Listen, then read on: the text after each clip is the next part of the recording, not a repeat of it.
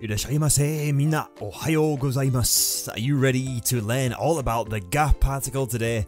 This is going to be an awesome lesson because ga is a tricky little particle but a very, very useful one. So, we're going to be breaking it down into 3 different parts for today.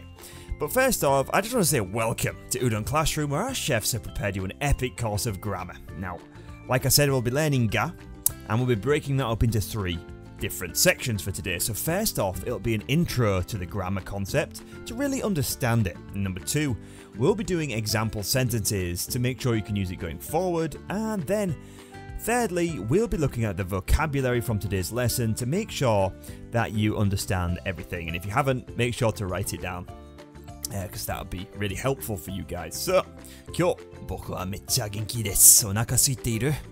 I won't let you guys leave without mastering this grammar, so find a space at the counter, pull up a stool, and we'll prepare your meal. And the price? Just 1 like. Let's go! 始めましょう! Explanation. So we're going to be learning the Japanese particle ga.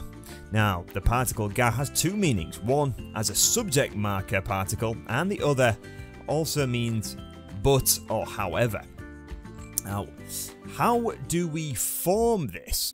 How do you form it? So what we'd have is, the first usage is a subject marker, so we simply add ga after the subject of the sentence. And the usage 2 is as however or but, and we'd add it as ga after sentence 1 and before sentence 2. So that's how we use it. Now, Examples. let's have a look now at some examples of this to make sure that you guys can understand it. It's quite a tricky one to understand, but once you get it, you guys will be laughing. You'll love it. So, first meaning 1 as the subject marker. So ga is used to mark a subject in a sentence. It's kind of similar to wa as the topic marker. So I'm sure you guys already know about that. But yeah, let's have a look at this first example. So, inu ga suki desu. Inu ga suki desu. I like dogs. The subject that we're talking about is dogs.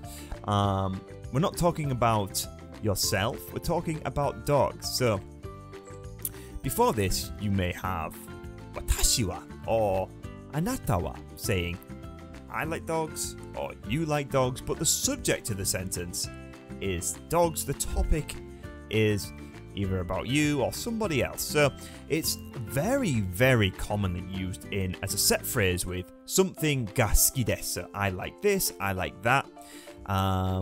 And that's how you should remember that one. So almost remember this as a set phrase. Like, you know, you could say ongaku ga suki desu. I like music. Or, I don't know, terebi ga suki desu. I like televisions. I don't know why you'd say that, but yeah, first thing that came to mind. Or you could say neko ga suki desu, that kind of thing. I like cats. Inu ga suki desu. As we just learned, I like dogs. Hon ga suki desu. I like books. That kind of thing. Now, let's have a look at the second meaning, which is however or but. So when placed in between 2 sentences, ga can mean however or but. So if you hear it in the middle of a sentence and after a sentence and before a new one, it's going to mean but or however. So let's have a look at this sentence here. So, That's interesting. 私は犬が好きですが、お母さんは好きじゃない. So just like the first sentence, we have 私は犬が好きです. So that's used as the subject marker. But then we have another ga, which means but お母さんは好きじゃない. But my mother doesn't like it. 私は, as for me, I like dogs, but my mother does not like them. So that's how it's mean in the but scenario. So let's have a look at some more examples to see if you can really get this. So, 明日は雨が降る.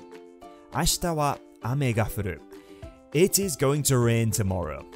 So the topic is tomorrow, the subject is the rain, and that's how it can be quite confusing, guys, but please bear with it and you'll probably start to get more used to it. Even at high level it can be quite difficult, but this is definitely something you need to know at this point. So let's have a look at another example. So, コンビニが近くにあります. コンビニが近くにあります. There's a convenience store nearby. hey, there's a convenience store nearby. You want to tell somebody that there's a convenience store nearby. And this is exactly how you do it. Konbini is the katakana loan word for convenience store. Ga, so the subject of the sentence is that convenience store. Chikaku ni arimasu. It's close by. It exists close by. Next one. Kare wa shakin ga aru. Kare wa shakin ga aru. So this guy's in debt. I don't know why you're telling people that, but yeah, this guy is in debt. Very economical, tough economical times at the moment, and that's probably why. So, kare wa shakin ga aru. Now, next example. 今日はやることがたくさんある。今日はやることがたくさんある。So, as for today, that is the topic of the sentence, and the subject is やること, things to do. And たくさんあります. There's a lot of them. たくさんある. There's a lot of things to do today. What are you guys doing today? Let us know in the comments. Apart from studying Japanese, what else do you guys do? I'd be quite interested to find out. And then the final example we're going to do today is another example with the but. Okay, and it's 彼はお金はあるがバカな男だ。彼はお金はあるがバカな男だ。So, he has money, but he's a stupid man. 私は日本語を話すことはできますが、読むことはできません。私は日本語を話すことはできますが、読むことはできません。I can speak Japanese, but I'm not able to read it. Maybe that's the case with some of you guys at the moment. Or maybe it's the other way around. I think it's a really good way to practice this, so be sure to write these example sentences down and try and review them throughout the day. But now we're going to move on to the vocabulary. I'm so excited! So let's have a look at some of the ones that we've picked up on today. So we have okaasan, which is mother. You may know this already. Ashita, tomorrow. Ame ga furu, to rain. Then we have kare, which means he or him.